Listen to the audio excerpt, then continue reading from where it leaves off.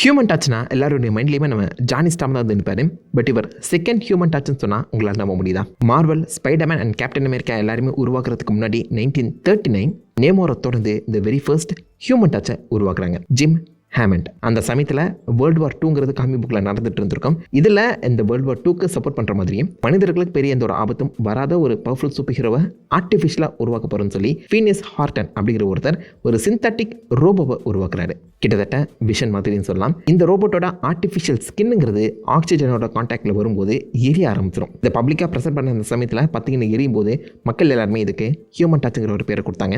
அது அப்பத்துலேருந்து இப்போ வரைக்கும் நிலச்சி நிற்குது. ஸோ இந்த ஹியூமன் டச்சை மோஸ்ட்லி எப்போதுமே கிளாஸ் கேப்சூலுக்குள்ள தான் வச்சிருப்பாங்க, ஆக்சிஜன் கான்டாக்ட் வரக்கூடாதுன்னு. இந்த ஹியூமன் டச் ஜிம் ஹேமண்ட்டுக்கு பார்த்தீங்கன்னா அதுக்கப்புறம் இந்த ஆர்டிஃபிஷியலாக சுய நினைவுகள் வந்த உடனே அது வெளியில் வந்து இந்த நெருப்பை கண்ட்ரோல் பண்ணக்கூடிய அந்த டெக்னிக்கை கண்டுபிடிச்சு அப்பத்துலேருந்து வேர்ல்டு வார் 2 முடிகிற வரைக்கும் ஹியூமன் டச்சாக தான் சுற்றிட்டு இருந்துச்சு. பட் வேர்ல்டு வார் 2 முடிவில், அந்த போரோட முடிவில் இதுக்கப்புறம் ரோபோட்ஸ் தேவைன்னு சொல்லி டீஆக்டிவேட் பண்ணிட்டாங்க. ஸோ ஒரு குறிப்பிட்ட கால அளவில் இந்த பக்கம் ஜிம் ஹேமண்ட் காமிக் புக்கோட முதல் ஹியூமன் டச்சாக சுற்றிட்டு இருந்தார். அவருக்கான ரெஃபரன்ஸாக கேப்டன் அமெரிக்கா ஃபர்ஸ்ட் அவெஞ்சர் படத்தில் நீங்கள் பார்த்துருக்கலாம். ஸ்டாக் எக்ஸ்போல ஒரு கிளாஸ் கேப்சூலுக்குள்ள ரெட் கலர் சூட் போட்டு ஒரு ரோபோ வந்து காமிச்சிருப்பாங்க.